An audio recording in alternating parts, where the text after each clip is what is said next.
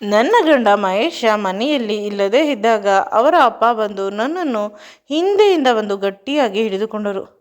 ಮಾವ, ಏನು ಮಾಡುತ್ತಿದ್ದೀರಾ? ನಾನು ನಿಮ್ಮ ಮಗನ ಹೆಂಡತಿ, ನಿಮ್ಮ ಸೊಸೆ. ನಿಮ್ಮ ಮಗನಿಗೆ ಈ ವಿಷಯ ಗೊತ್ತಾದರೆ ಸರಿ ಇರುವುದಿಲ್ಲ ಅಂದಾಗ ನನ್ನ ಮಾವ ಹೇಳುತ್ತಾರೆ, ನೀನು ನನ್ನ ಮಗನಿಗೆ ಹೇಳಬೇಡ. ಪ್ರತಿದಿನ ನನ್ನ ಮಗನ ಜೊತೆ ಹೇಗೆ ಸರಸವಾಡುತ್ತೀಯಾ? ಇಂದು ನನ್ನ ಜೊತೆ ಹಾಡು ಪ್ಲೀಸ್. ಅವನು ಮನೆಯಲ್ಲಿ ಇಲ್ಲ ಅಂತ ರೂಮಿನ ಬಾಗಿಲನ್ನು ಗಟ್ಟಿಯಾಗಿ ಹಾಕಿ ನನ್ನನ್ನು ಮಂಚದ ಮೇಲೆ ಎಸೆದು ನನ್ನ ಜೊತೆ ವಿಚಿತ್ರವಾಗಿ ಹಾಡಿದರು. ನನ್ನ ಶೀಲವನ್ನು ದೋಚಿದರು. ಮುಂದೆ ನನ್ನ ಹೆಸರು ಕಾವ್ಯ. ಅಪ್ಪ ಅಮ್ಮನ ಮುದ್ದಿನ ಮಗಳು. ಅಪ್ಪ ಅಮ್ಮ ನನ್ನನ್ನು ತುಂಬ ಚೆನ್ನಾಗಿ ಸಾಕಿದ್ದಾರೆ.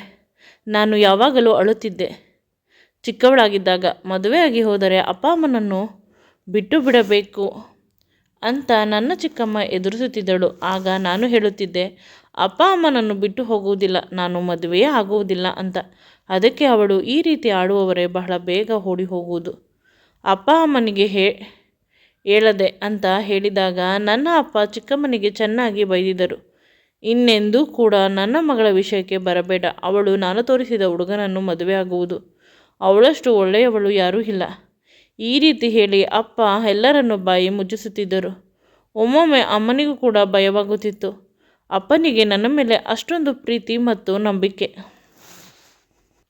ಒಳ್ಳೆಯ ಸಂಬಂಧಗಳು ಬಂತು. ನಾನು ವಯಸ್ಸಿಗೆ ಬಂದಾಗ ನನಗೆ ಆಗ 18 ವರ್ಷ ತುಂಬಿದೆ.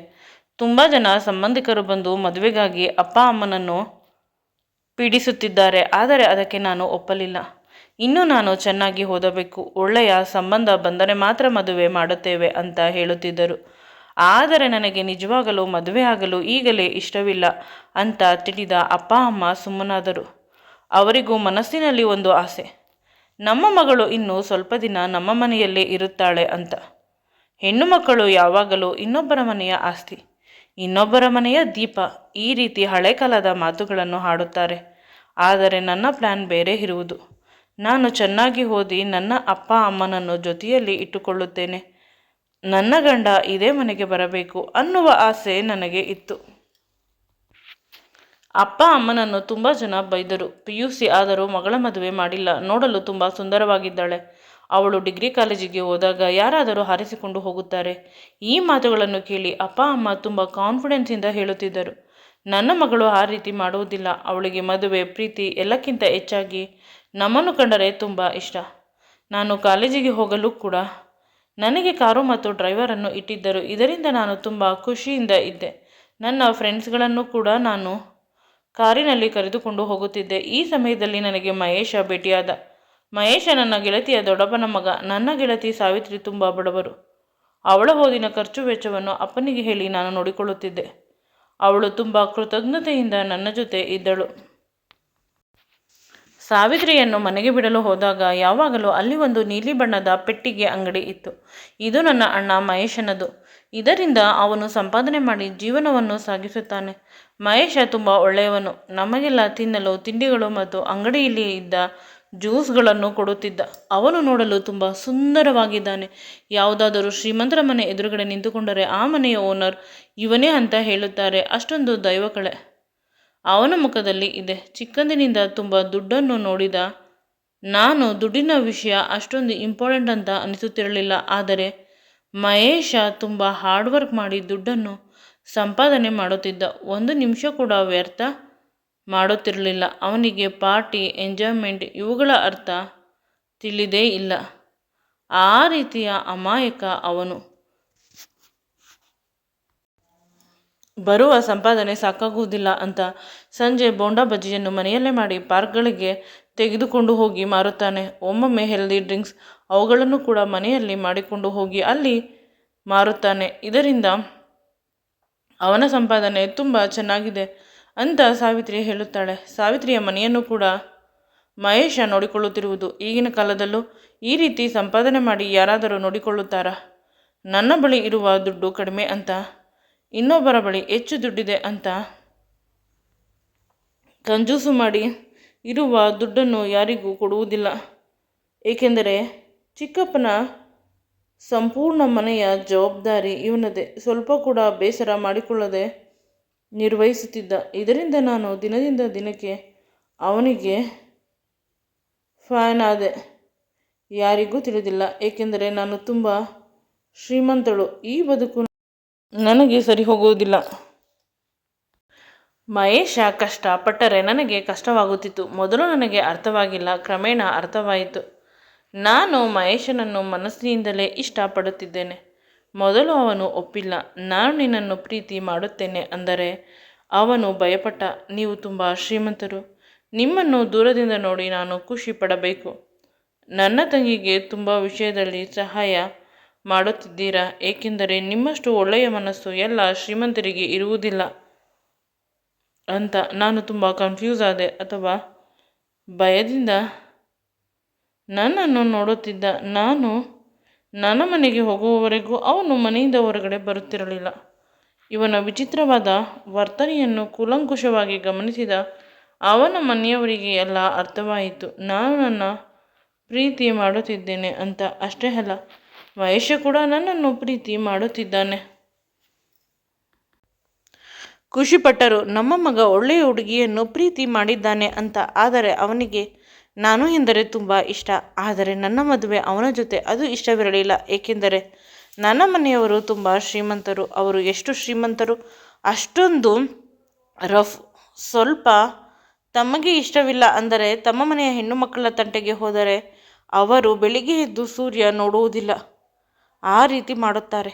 ಅದಕ್ಕಾಗಿ ನನ್ನ ತಂಟೆಗೆ ತುಂಬ ಜನ ಹುಡುಗರು ಬರುತ್ತಿರಲಿಲ್ಲ. ಇನ್ನು ಮಹೇಶ, ಅವನು ಪ್ರೀತಿ ಮಾಡಿದ. ಆದರೆ ಅವನ ಪ್ರೀತಿ ನನ್ನವರೆಗೂ ತಾಗಿದ್ದು. ನಾನು ಕೂಡ ಅವನನ್ನು ಪ್ರೀತಿಸಲು ಶುರುವಾದ ಸಮಯದಲ್ಲೇ ಒಪ್ಪಿಸಲೇಬೇಕಾಗಿತ್ತು. ನನ್ನ ಚಿಕ್ಕಪ್ಪ, ದೊಡ್ಡಪ್ಪನ ಮಕ್ಕಳು, ಅಪ್ಪ ಎಲ್ಲರೂ ತುಂಬ ಸ್ಟ್ರಾಂಗ್. ಕೇವಲ ಅವರು ಮನೆಯ ಹೆಣ್ಣು ಮಕ್ಕಳ ವಿಷಯದಲ್ಲಿ ಮಾತ್ರ ಸಾಫ್ಟ್. ಹೊರಗಡೆ ಅವರು ತುಂಬ ರಫ್ ಆಗಿ ಇರುತ್ತಾರೆ. ಅವರನ್ನು ಒಪ್ಪಿಸುವುದು ಅಸಾಧ್ಯ, ಅದು ನನಗೆ ಗೊತ್ತು. ಅವನು ನನ್ನ ಪ್ರೀತಿಗೆ ತಲೆ ಬಾಗಲೇಬೇಕಾಗಿತ್ತು, ಏಕೆಂದರೆ ನನ್ನಷ್ಟು ಸುಂದರವಾಗಿರುವ ಹುಡುಗಿ ಅವನಿಗೆ ಎಲ್ಲಿ ಸಿಗುತ್ತಾರೆ. ಎಲ್ಲರೂ ಅವನಿಗೆ ಸ್ವಂತ ಮನೆ ಇಲ್ಲ, ಕೈ ತುಂಬ ಸಂಬಳ ಬರೋದಿಲ್ಲ ಅಂತ ಹುಡುಗಿಯರೆಲ್ಲ ಬಿಟ್ಟು ಹೋಗಬೇಕಾದಾಗ ನಾನು ಅಷ್ಟು ಶ್ರೀಮಂತಳಾಗಿದ್ದರೂ ಮಹೇಶನ ನನ್ನ ಪ್ರಾಣ ಅಂತ ಅವನನ್ನು ಆರಿಸಿಕೊಂಡೆ. ಅವನು ಅದಕ್ಕೆ ತಲೆಬಾಗಿದ. ಅವರ ಮನೆಯಲ್ಲಿ ಎಲ್ಲರೂ ಕೂಡ ಖುಷಿಯಿಂದ ಒಪ್ಪಿಕೊಂಡರು. ಆದರೆ ಸಮಸ್ಯೆ ಇರುವುದು ನನ್ನ ಮನೆಯಲ್ಲಿ. ನನ್ನ ಮನೆಯಲ್ಲಿ ಈ ವಿಷಯವನ್ನು ಎಲ್ಲರಿಗೂ ಹೇಗೆ ಹೇಳಲಿ ಅನ್ನುವುದು ಒಂದು ದೊಡ್ಡ ಸಮಸ್ಯೆಯಾಗಿತ್ತು. ಆದರೆ ಒಂದಲ್ಲ ಒಂದು ದಿನ ಹೇಳಬೇಕು ಅಲ್ಲವೇ ಅಂತ ಧೈರ್ಯ ಮಾಡಿ ನಾನು ಮನೆಯಲ್ಲಿ ಎಲ್ಲರಿಗೂ ಈ ವಿಷಯವನ್ನು ಹೇಳಿದೆ. ಮೊದಲು ಎಲ್ಲರೂ ತಮಾಷೆ ಮಾಡುತ್ತಿದ್ದಾಳೆ ಅಂತ 2-3 ದಿನ ಈ ವಿಷಯವನ್ನು ಸೀರಿಯಸ್ ಆಗಿ ತೆಗೆದುಕೊಂಡಿರಲಿಲ್ಲ. ನಾನು ಮಹೇಶನಿಗೆ ಹೇಳಿದೆ, ಹೆಣ್ಣನ್ನು ಕೇಳಲು ನೀನು ನಿನ್ನ ಮನೆಯವರನ್ನು ಕರೆದುಕೊಂಡು ಬಾ ಅಂತ. ಅವನು ಅದೇ ರೀತಿ ಮಾಡಿದ. ಅವರು ತುಂಬ ಬಡವರು ಆಗಿದ್ದರಿಂದ ನನ್ನ ಮನೆಯಲ್ಲಿ ಸರಿಯಾದ ಸತ್ಕಾರ ಅವರಿಗೆ ಸಿಗಲಿಲ್ಲ. ಇದರಿಂದ ನನಗೆ ತುಂಬ ದುಃಖವಾಯಿತು. ಯಾವುದೇ ಕಾರಣಕ್ಕೂ ಮಹೇಶನ ಜೊತೆ ನಿನ್ನ ಮದುವೆ ಮಾಡುವುದಿಲ್ಲ ಅಂತ ಅಪ್ಪ ಅಮ್ಮ ಹೇಳಿದರು. ಅಪ್ಪ ಅಮ್ಮನನ್ನು ಧಿಕ್ಕಾರ ಮಾಡಿ ಮಹೇಶನ ಜೊತೆ ಹೊರಟು ಹೋದೆ.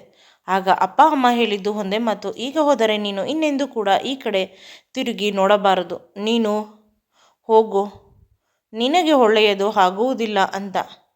ಅಪ್ಪ ಅಮ್ಮ ತುಂಬ ನೆಗೆಟಿವ್ ಆಗಿ ಮಾತನಾಡಿದರು. ದುಃಖದಲ್ಲಿ ಮಾತನಾಡುತ್ತಿದ್ದಾರೆ ಅಂತ ನನಗೆ ತುಂಬ ನೋವಾಗುತ್ತಿತ್ತು. ಆದರೆ ನನ್ನ ಪ್ರೀತಿ ಮಹೇಶ, ಅವನನ್ನು ಬಿಟ್ಟು ನಾನು ಇರಲು ಸಾಧ್ಯವಿಲ್ಲ.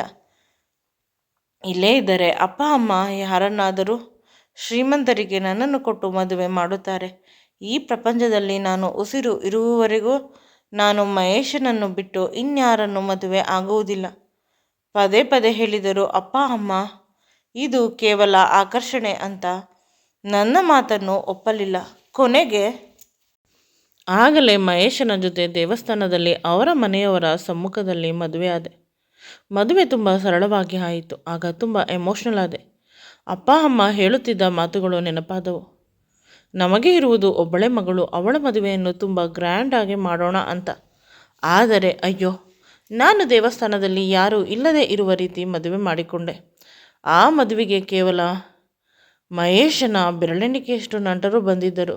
ನನ್ನ ಕಷ್ಟವನ್ನು ಅರಿತ ಮಹೇಶ ನನ್ನನ್ನು ತುಂಬ ದಿನಗಳವರೆಗೆ ಸಮಾಧಾನ ಮಾಡಿದ. ನನ್ನ ಮನೆಯವರನ್ನು ಕಾಂಟ್ಯಾಕ್ಟ್ ಮಾಡಲು ಪ್ರಯತ್ನಿಸಿದರು. ಅವರ್ಯಾರೂ ಮಹೇಶನ ಕೈಗೆ ಸಿಕ್ಕಿಲ್ಲ.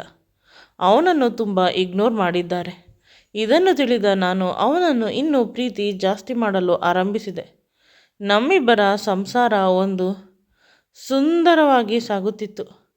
ಅವನನ್ನು ಬಿಟ್ಟು ನಾನು ಇರುತ್ತಿರಲಿಲ್ಲ, ನನ್ನನ್ನು ಬಿಟ್ಟು ಅವನು ಇರುತ್ತಿರಲಿಲ್ಲ. ನನಗೆ ಅತ್ತೆ ಇಲ್ಲ, ಮಾವ ಒಬ್ಬರೇ ಇರುವುದು. ಅವರು ತುಂಬ ಸೈಲೆಂಟ್, ಆದರೆ ಇತ್ತೀಚೆಗೆ ನನ್ನ ಕಡೆ ಜಾಸ್ತಿ ನೋಡುತ್ತಾರೆ. ನನ್ನನ್ನು ನೋಡಿ ಸುಮ್ಮನೆ ನಗುತ್ತಿರುತ್ತಾರೆ. ನೀನೆಂದರೆ ನನಗೆ ತುಂಬ ಇಷ್ಟ ಅಂತ ಹೇಳುತ್ತಾರೆ. ಅವರಿಗೆ ಹೆಣ್ಣು ಮಕ್ಕಳಿಲ್ಲ, ಅದಕ್ಕೆ ನಾನು ಮಗಳು ಅಂತ ಅಂದುಕೊಂಡಿರಬಹುದು.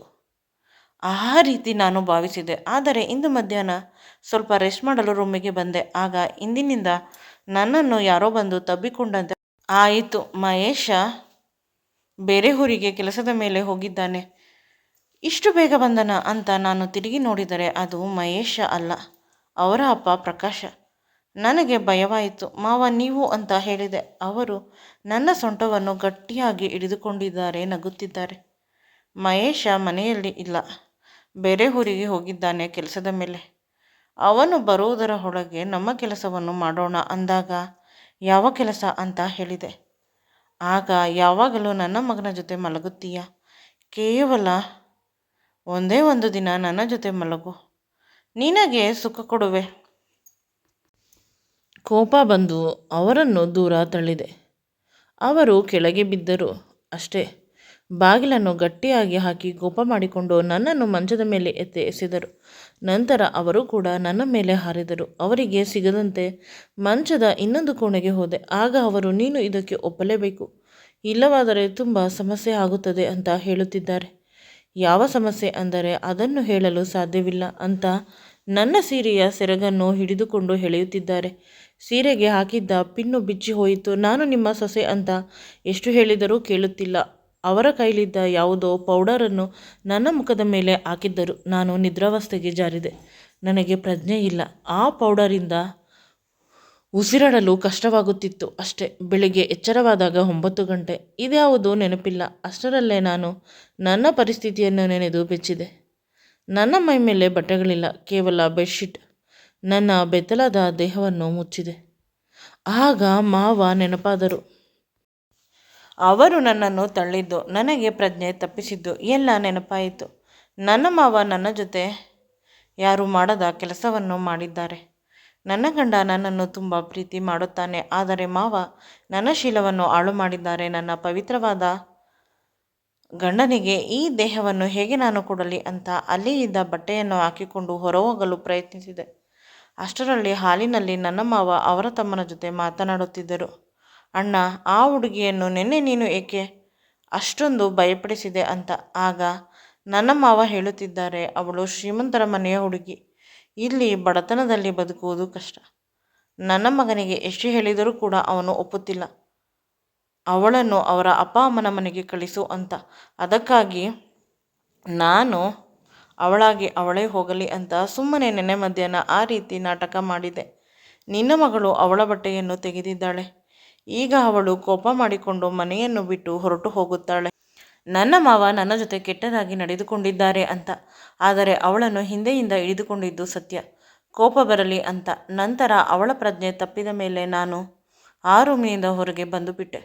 ನಿನ್ನ ಮಗಳು ಅವಳ ಮೈ ಮೇಲೆ ಇದ್ದ ಬಟ್ಟೆಯನ್ನು ತೆಗೆದು ಬೆಡ್ಶೀಟನ್ನು ಕವರ್ ಮಾಡಿದ್ದಾಳೆ. ಈಗ ಅವಳು ನನ್ನ ಮಗನಿಗೆ ಹೇಳುತ್ತಾಳೆ. ನನ್ನ ಮಗ ಆ ವಿಷಯವನ್ನು ನಂಬುವುದಿಲ್ಲ. ನಂತರ ಇಬ್ಬರ ಮಧ್ಯೆ ಜಗಳ ಆಗಿ ಅವಳು ಇವನನ್ನು ಬಿಟ್ಟು ಹೊರಟು ಹೋಗುತ್ತಾಳೆ ಅಂತ ಮಾವ ಅಳುತ್ತಿದ್ದಾರೆ. ಯಾಕೆ ಅಳುತ್ತಿದ್ದೀಯಾ ಅಣ್ಣ ಅಂದರೆ, ಅವಳು ನನಗೆ ಮಗಳ ರೀತಿ. ನನ್ನ ಮಗನನ್ನು ಚೆನ್ನಾಗಿ ನೋಡಿಕೊಳ್ಳುತ್ತಾಳೆ. ಆದರೆ ಕೇವಲ ನನ್ನ ಮಗ ಚೆನ್ನಾಗಿರಲಿ ಅನ್ನುವ ಸ್ವಾರ್ಥಕ್ಕಾಗಿ ಅವಳ ಜೀವನವನ್ನು ಹೇಗೆ ಹಾಳು ಮಾಡಲಿ? ನಾವು ಎಷ್ಟು ಕಷ್ಟಪಟ್ಟರೂ ಅವರಷ್ಟು ಶ್ರೀಮಂತರು ಆಗಲು ಸಾಧ್ಯವಿಲ್ಲ. ಅದಕ್ಕಾಗಿ ಈ ಎಲ್ಲ ನಾಟಕ ಮಾಡಿದ್ದು ಅಂತ ಜೋರಾಗಿ ಅಳುತ್ತಿದ್ದಾರೆ. ಇನ್ನು ನಾನು ಬದುಕಿನಲ್ಲಿ ಸೀರಿಯಸ್ ಆದೆ. ನಾನು ಒಂದು ಬಿಸ್ನೆಸ್ ಮಾಡಬೇಕು ಅಂತ ಯೋಚಿಸಿದೆ. ಲೋನನ್ನು ತೆಗೆದುಕೊಂಡು ಬಟ್ಟೆ ಅಂಗಡಿಯನ್ನು ಇಟ್ಟೆ. ಯಾರೂ ಕೂಡ ಇದಕ್ಕೆ ಒಪ್ಪಲಿಲ್ಲ. ಲೋನ್ ಮಾಡಿ ತೀರಿಸಲು ಸಾಧ್ಯವಿಲ್ಲ ಅಂತ. ಆದರೆ ನನಗೆ ಒಂದು ವಿಷಯ ಗೊತ್ತಿತ್ತು, ಏನೇ ಕಷ್ಟ ಆದರೂ ಅಪ್ಪ ಅಮ್ಮ ಸಹಾಯ ಮಾಡುತ್ತಾರೆ, ಕೋಪದಲ್ಲಿ ಇದ್ದಾರೆ ಅಂತ. ಆ ಧೈರ್ಯದ ಮೇಲೆ ಲೋನ್ ಮಾಡಿದೆ. ಬಟ್ಟೆ ಅಂಗಡಿ, ಅದರ ಜೊತೆ ಕಸ್ಟಮರ್ಗೆ ಬೇಕಾಗುವ ಬಟ್ಟೆಯನ್ನು ಅಲ್ಲೇ ಹೊಲಿದು ಕೊಡಬೇಕು, ಆ ರೀತಿ ವ್ಯವಸ್ಥೆಯನ್ನು ಇಟ್ಟೆ. ತುಂಬ ದುಡ್ಡು ಖರ್ಚಾದರೂ ಕೂಡ ತುಂಬ ಸಿಸ್ಟಮೆಟಿಕ್ ಆಗಿ ನನ್ನ ಅಂಗಡಿ ಬಂತು. ದಿನದಿಂದ ದಿನಕ್ಕೆ ಕಸ್ಟಮರ್ ಜಾಸ್ತಿ ಆಗುತ್ತಿದ್ದಾರೆ. ನನ್ನ ಮಾವ ಅದರ ಇನ್ಚಾರ್ಜನ್ನು ತೆಗೆದುಕೊಂಡರು. ಅವರು ಕ್ಯಾಷಿಯರ್ ಆಗಿ ಕುಳಿತುಕೊಳ್ಳುತ್ತಿದ್ದರು. ಕ್ರಮೇಣ ನಮ್ಮ ಸಂಪಾದನೆ ಜಾಸ್ತಿ ಆಗುತ್ತಿದೆ. ನಾನು ನನ್ನ ಅಪ್ಪ ಅಮ್ಮನಿಗಿಂತ ಹೆಚ್ಚಿಗೆ ಸಂಪಾದನೆ ಮಾಡಿದ್ದೇನೆ. ಆ ಖುಷಿ ಜಾಸ್ತಿ ಆಯಿತು. ನನ್ನ ಮಾವ ನನ್ನನ್ನು ನೋಡಿ ತುಂಬ ಖುಷಿಪಟ್ಟರು. ನನ್ನ ಬಳಿ ಬಂದು ತುಂಬ ಸಲ ಕ್ಷಮೆ ಕೇಳಿದರು. ನಾನು ಆಗ ಮಾವನಿಗೆ ಹೇಳಿದೆ, ಮಾವ, ಅದೆಲ್ಲ ನನಗೆ ಗೊತ್ತು. ನನ್ನ ಒಳ್ಳೆಯದಕ್ಕಾಗಿ ನೀವು ಮಾಡಿದ್ದು. ಈಗ ನಾನು ನಿಮ್ಮೆಲ್ಲರ ಒಳ್ಳೆಯದಕ್ಕಾಗಿ ಈ ಕೆಲಸ ಮಾಡಿದ್ದೇನೆ ಅಂತ ಅವಳು ಹೇಳಿದಾಗ ಮಹೇಶನ ಅಪ್ಪನಿಗೆ ಆಶ್ಚರ್ಯವಾಯಿತು.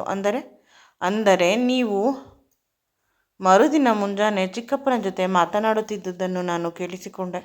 ನಾನು ನನ್ನ ಶ್ರೀಮಂತ ಅಪ್ಪ ಅಮ್ಮನ ಮನೆಗೆ ಹೊರಟು ಹೋಗಿ ಅಲ್ಲಿ ನೆಮ್ಮದಿಯಾಗಿ ಇರುತ್ತೇನೆ ಅನ್ನುವುದು ನಿಮ್ಮ ಉದ್ದೇಶವಾಗಿತ್ತು. ಆದರೆ ನನಗೆ ನಿಜವಾಗಲೂ ಖುಷಿ ಇರುವುದು ನಿಮ್ಮ ಮತ್ತು ನಿಮ್ಮ ಮಗನ ಜೊತೆ ಇರುವುದು.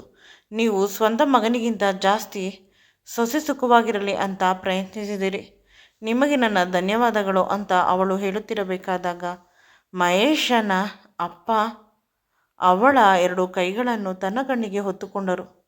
ನೀನು ಚಿಕ್ಕವಳು, ಇಲ್ಲವಾದರೆ ನಾನು ನಿನ್ನ ಕಾಲಿಗೆ ಬೀಳುತ್ತಿದ್ದೆ.